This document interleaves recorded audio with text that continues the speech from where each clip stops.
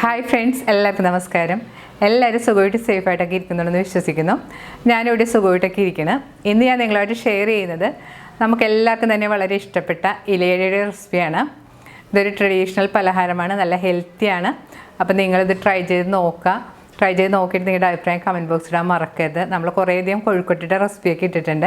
അപ്പോൾ കാണാത്തവരെങ്കിൽ അതുകൂടെ കണ്ട് നോക്കുക, ട്രൈ ചെയ്ത് നോക്കിയിട്ട് നിങ്ങളുടെ അഭിപ്രായം കമൻറ്റ് ബോക്സിൽ ഇടാൻ മറക്കരുത്. നിങ്ങളുടെ ഫ്രണ്ട്സായിട്ടൊക്കെ ഷെയർ ചെയ്യുക. അപ്പോൾ നമുക്ക് ഇലയട ഉണ്ടാക്കാൻ തുടങ്ങാം.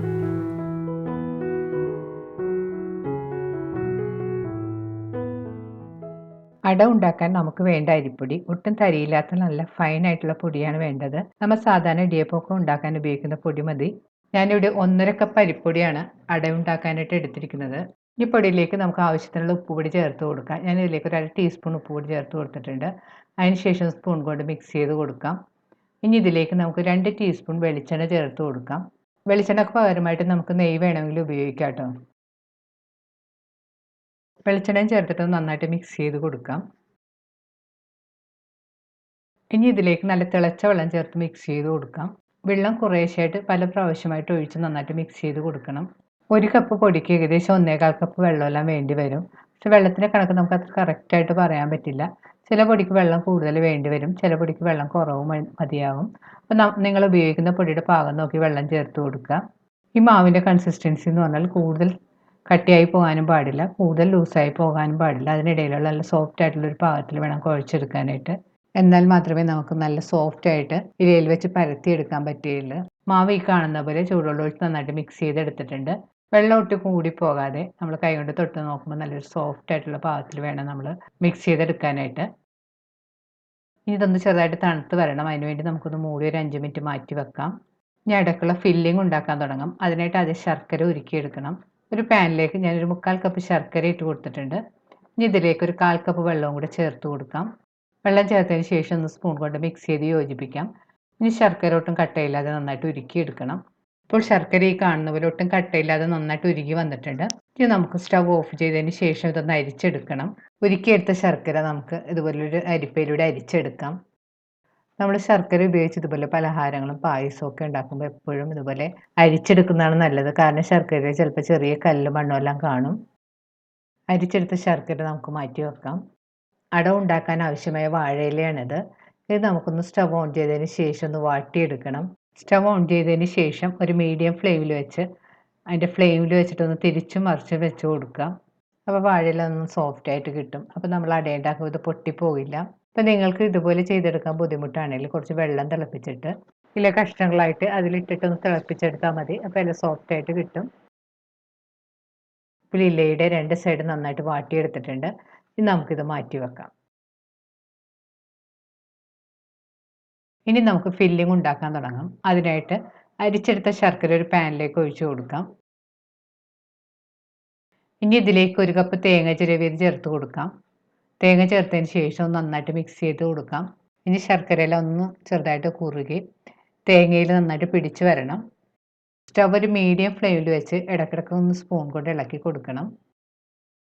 ഇപ്പോൾ ശർക്കര കുറച്ച് തിക്കായി തുടങ്ങിയിട്ടുണ്ട്. ഈ സമയത്ത് നമുക്ക് ഇതിലേക്ക് 1 ടീസ്പൂൺ നെയ്യും കൂടി ചേർത്ത് കൊടുക്കാം.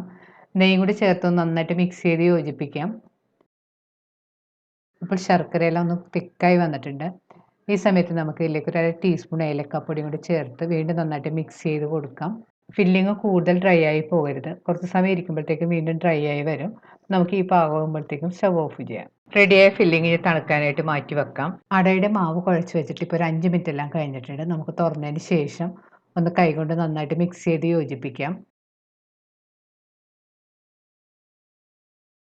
ഇപ്പോൾ അടയുടെ മാവ് ഈ കാണുന്ന പോലെ നല്ല സോഫ്റ്റ് ആയിട്ട് കുഴച്ചെടുത്തിട്ടുണ്ട്. ഇനി നമുക്ക് അട ഉണ്ടാക്കാൻ തുടങ്ങാം. ഇനി വാട്ടി മയപ്പെടുത്തി വെച്ചിരിക്കുന്ന ഇലയെടുത്ത് നമുക്ക് ചെറിയ കഷ്ണങ്ങളായിട്ട് മുറിച്ചെടുക്കണം. കട്ടിയുള്ള തണ്ടിൻ്റെ ഭാഗം നമുക്ക് കട്ട് ചെയ്ത് മാറ്റാം. അട നമ്മൾ ഉണ്ടാക്കാനുള്ള പാകത്തിനനുസരിച്ച് ഇല മുറിച്ചെടുക്കണം. ഒരു സ്ക്വയർ ഷേപ്പിൽ കട്ട് ചെയ്തെടുത്താൽ മതി. റെഡിയാക്കി വെച്ചിരിക്കുന്ന മാവിൽ നിന്ന് ഒരു ഉരുള മാവ് കയ്യിലെടുത്ത് ഉരുട്ടി ഇലയുടെ നടുവിലേക്ക് വെച്ച് കൊടുക്കാം. ഇനി മാവ് കൈകൊണ്ട് നന്നായിട്ട് ഇതുപോലെ പരത്തി കൊടുക്കണം. കയ്യിൽ കുറച്ച് എണ്ണയോ വെള്ളമോ പുരട്ടിയിട്ട് വേണം പരത്തി കൊടുക്കാനായിട്ട്. അപ്പോൾ കയ്യിൽ ഒട്ടിപ്പിടിക്കില്ല. മാക്സിമം കനം കുറച്ച് വേണം നന്നായിട്ട് പരത്തി എടുക്കാനായിട്ട്.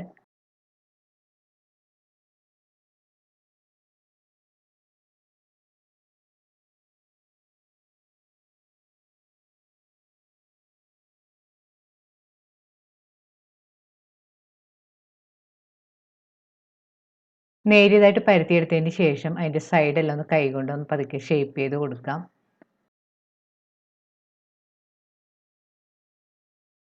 റെഡിയാക്കി വെച്ചിരുന്ന അടയുടെ ഒരു സൈഡിൽ നമുക്ക് ഇതുപോലെ ഫില്ലിംഗ് വെച്ച് കൊടുക്കാം. ഫില്ലിംഗ് കൂടുതൽ കുത്തി നിറച്ച് വെക്കേണ്ട ആവശ്യമില്ല. ഞാനിവിടെ ഒരു ടീസ്പൂണാണ് വെച്ചിരിക്കുന്നത്. ഫില്ലിംഗ് ഒന്ന് ഇതുപോലെ നീളത്തിൽ വെച്ച് കൊടുക്കുക. അതിനുശേഷം ഇല ഇതുപോലെ മടക്കി വെക്കുക. ബാക്കിയുള്ള മാവ് കൊണ്ട് നമുക്ക് ഇതുപോലെ തന്നെ അട ഉണ്ടാക്കിയെടുക്കാം. എല്ലാ അടയും ഞാനിവിടെ റെഡിയാക്കി വെച്ചിട്ടുണ്ട്. ഇനി നമുക്കിതൊന്ന് കുക്ക് ചെയ്തെടുക്കണം. അതിനായിട്ട് ഞാനിവിടെ ഒരു സ്റ്റീമറിൽ വെള്ളം ചൂടാക്കാൻ വെച്ചിട്ടുണ്ട്. ഇപ്പം നിങ്ങളുടെ കയ്യിൽ സ്റ്റീമർ ഇല്ലെങ്കിൽ ഇഡ്ഡലി ചെമ്പിൽ വെച്ച് നമുക്കിത് ഉണ്ടാക്കിയെടുക്കാം. ഇനി സ്റ്റീമറിൻ്റെ പുറത്തേക്ക് അതിൻ്റെ തട്ട് വെച്ച് കൊടുക്കാം. ഇപ്പോൾ സ്റ്റീമറിൽ വെച്ചിരിക്കുന്ന വെള്ളം തിളക്കാൻ തുടങ്ങിയിട്ടുണ്ട്.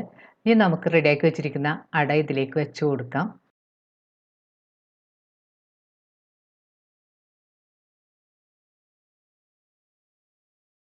ഞാൻ സ്റ്റീമറിലേക്ക് ഒരു 4 അട വെച്ച് കൊടുത്തിട്ടുണ്ട്. അതിനുശേഷം സ്റ്റീമർ മൂടി ഒരു മീഡിയം ഫ്ലെയിമിൽ വെച്ചിട്ട് 10 മിനിറ്റ് കുക്ക് ചെയ്യണം.